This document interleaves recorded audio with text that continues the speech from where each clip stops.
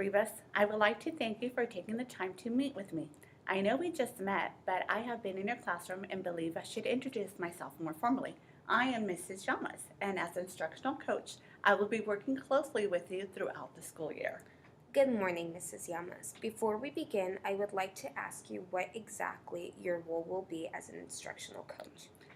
Okay. As an instructional coach, my role is to provide you with any resources or assistance that you might need. When I first started teaching, I had an amazing instructional coach who helped me with lesson planning, classroom management, and technology implementation. She was always present during the professional development and assisted during professional development implementation. She was really helpful because she was there to support me and made it clear. She wasn't there to evaluate us. She was there to assist us and ensure student success. Because I had a very trusting relationship with her, I was able to grow as a teacher and as a person.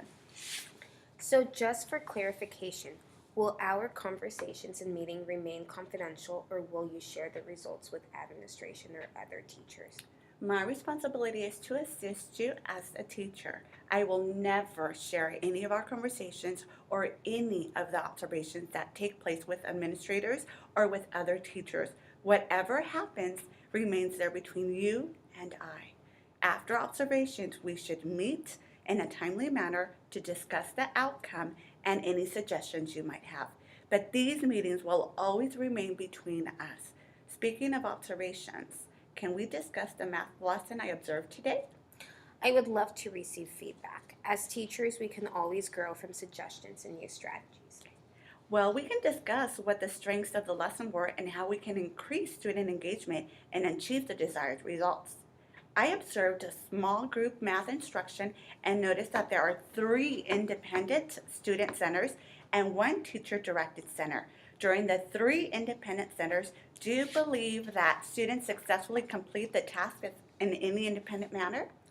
In order to ensure that students successfully complete the independent tasks, the math centers are usually differentiated based on their knowledge. Additionally, students know that their math groupings are not permanent and can change based on their newly attained skills. Because only one center can be teacher directed, I need to make sure that the other 3 centers include tasks that students will be able to complete independently without asking me how to complete a certain problem. That's great. While I was observing, I realized that your students understand the rotations and the tasks that they are to complete. However, your small group instruction could be improved if you were to include a center or an area that students could go to when they are done with their assigned center tasks. In order to increase student engagement at these centers, you should also take into consideration some of your student interests and incorporate them in the development of the center activities or worksheets. For example, if you know some of your students like frogs, maybe at the kindergarten level, they can add and subtract with frog manipulatives. It's always important to incorporate interest into lessons or a choice. Thank you so much for your feedback. I was going to ask about what I should do with the students that are early finishers during these summer rotations. I don't have too many, but it's something that I believe I should address. I agree. That is why there should be intentional about the tasks that they complete and the degree of complexity that they have. I could also help you with planning your centers and come in and observe again to determine if there is something else we can do to improve this area. Thank you so much. I would love to plan together so that I can improve my teaching and help my students succeed. Remember, I am here for you. Let me know what time works for you, what standards you would like to cover, and what types of activities you would like to incorporate in your centers so I can prepare with resources and materials. Do you have any other concerns or questions?